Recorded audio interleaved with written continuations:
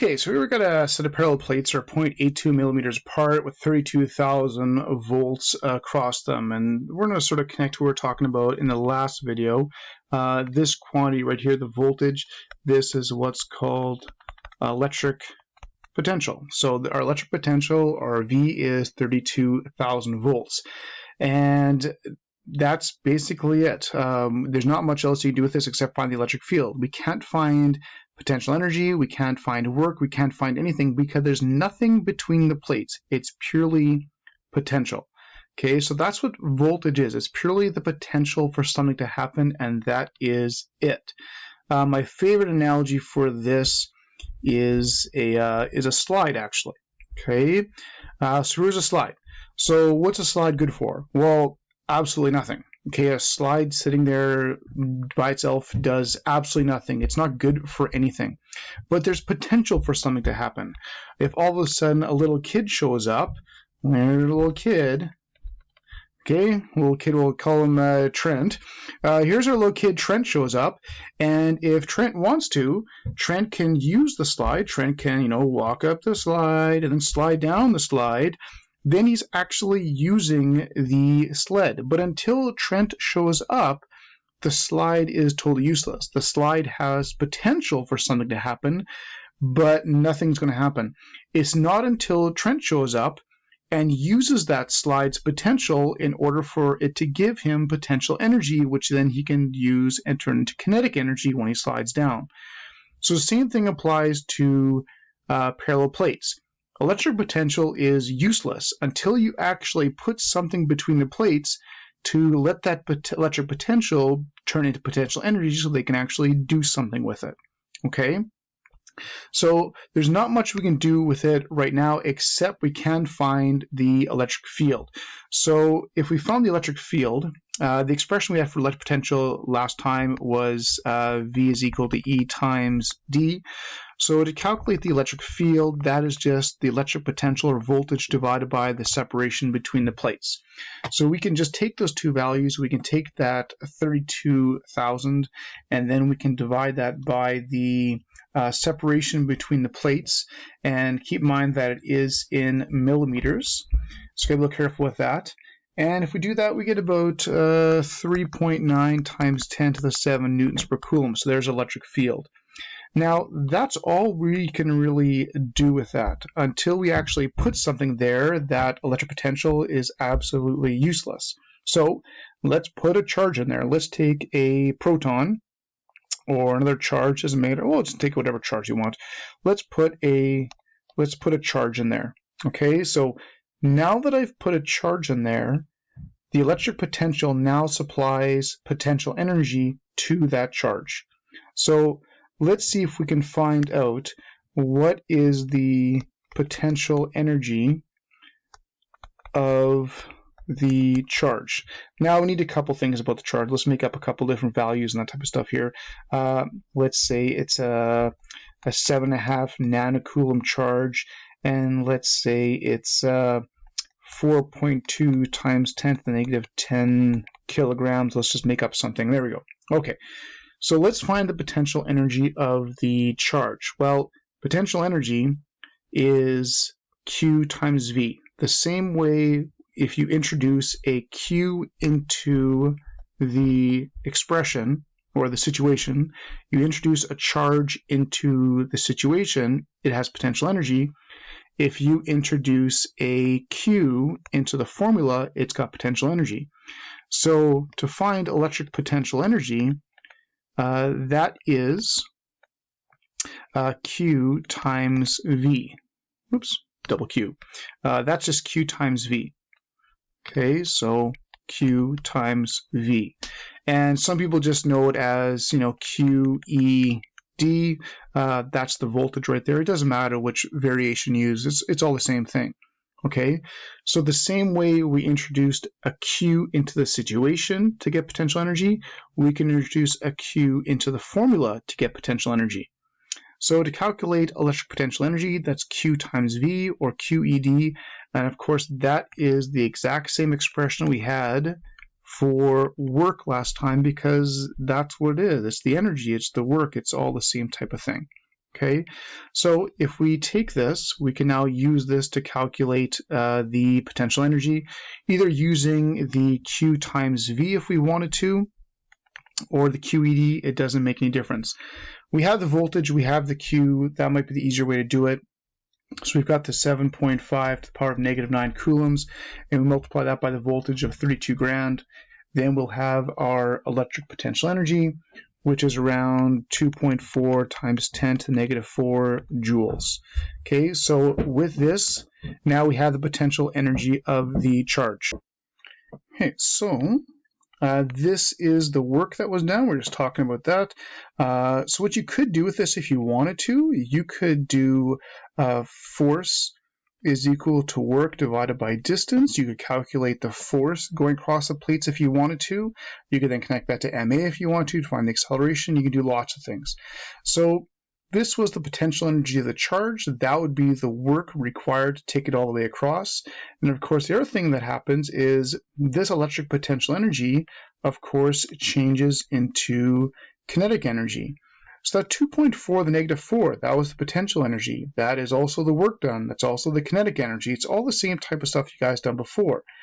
So we can use that 2.4 times 10 to the -4 joules and make that equal to 1/2 mv squared. And we could find out how fast it's going when it hits the opposite plate. So if we just use our basic 1/2 mv squared formula, we've got the 2.4 to the -4. We can just take that energy times by 2 and then divide it by the mass that we made up, which is the 4.2 to the power of -10. And then don't forget to square root it. And we will have a speed of about, I'll round off a little bit here. Let's take around 1.1 times 10 to the 3 meters per second. So again, you could have found the speed by doing F equals ma, QE, kinematics, all the basic stuff. But you can also use the energy stuff as well in order to find out different things about it. Okay, so let's try another one similar to this and see what we can come up with. Okay, so let's try this one. Here we have an Ra nucleus in between two plates with 800 volts attached to them. So first of all, a nucleus, I'm going to need the mass and charge, so I'm going to start with that. So I'm going to find my charge and the mass of my nucleus. So you got to look up the atomic mass, atomic number in the periodic table, and then multiply them by the numbers. We've done this type of thing before to get the charge and the mass. So the charge you should get is about 1.41 times 10 to the -17 coulombs, and the mass will be about 3.77 times 10 to the -25 kilograms. Again, this is all that charge and mass stuff that we did a whole bunch of in grade 11. Okay, all right, so let's see what we can find with this. So we're going to find a few things actually, or a couple things. Let's see if we can find out how fast is it going when it hits, as well as let's see if we can find out maybe the separation, how far it's actually gone. There's a couple things that we could find, and we can see what we're going to do with this. And let's see if we'll find a couple of things. Well, we'll see how things go, but let's do one step at a time. Okay, so we're looking at the work and energy type stuff. We're talking about there's potential energy, there's work, there's kinetic energy, and you can go back and forth between all these things. Generally for these two, the common expressions are Q times V, or maybe Q, E, D, typically 1/2 mv squared for kinetic energy. But the thing is, all these energy expressions are equal to each other. It's all the same thing over and over again. You just, as long as it's going all the way across, one is equal to the other, it's no big deal. Okay, so let's start with the speed. We've got the energy and stuff laid out. Let's just see if we can find the speeds. So speed obviously would involve the kinetic energy, and all I have to do is take my kinetic energy and solve for the potential or the work done. It's all the same idea, and all these things are equal to each other. So a lot of this has to do with, just like when you guys did mechanical energy, like mgh and 1/2 mv squared, equating one kind of energy to another kind of energy. So the potential energy of the charge would be equal to Q times V, and that turns into kinetic energy. So those two have to be equal. So I can use that to solve for how fast it's going. So Q times V or in this case it's a capital Q, doesn't matter, 1/2 mv squared. And I can rearrange for my v value, and my v squared would be 2q times v divided by m, and apparently I'm using small q now. Something like this. So when you solve for your v, don't forget to square root the expression, but you got the 2, the charge is the charge of the nucleus, the voltage is the 800, there's a mass right there, and don't forget to square root, and you can get the v. So if we punch all that out, we should get a v around 2.4 times 10 to the 5 meters per second. Okay, so let's see if we can find something with the distance as well. Well, if we look at the expression though, we do have an expression with distance in it right there, but we don't have the electric field, and you need to know the electric field to find the distance.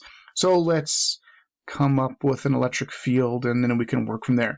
So let's say that the electric field is, let's say it's 8.6 times 10 to the 5 newtons per coulomb. All right, so there's the electric field I'm going to give you. All right, so once you have that, you can find the distance across, and you could do work equals FD using QE with the electric field. There's lots of things you can do. A lot of people, what they would do is they would just use that combination right there, where the electric field times distance is equal to V, or VED. A lot of people remember it that way. A lot of people just use that. So then, of course, the distance would be the V divided by the electric field. Well, you've got that distance. That was the, or not, you got the voltage, which is that 800. You've got the electric field right there. So you can just divide the two out. And I think you should get around 9.3 times 10 to the 4, or negative 4 meters. So that's just using the VD expression. So again, it's just another way to do these questions. Energies often works really, really nicely. There are certain things that we will be doing with energies more specifically later on, but you can still apply it to all the basic parallel plate stuff that you guys have done. Okay, and again, it's all about finding one energy. Find the potential energy is equal to QV is equal, or QED, whichever you prefer. Make that equal to 1 FMV squared. Make that equal to FD, whatever you want. Any combination, they're often just all typically equal to each other. Okay, and then you can solve for whatever you need to solve for. Okay, so again, basic scenarios from grade 11, just applying the grade 12 energy ideas to them.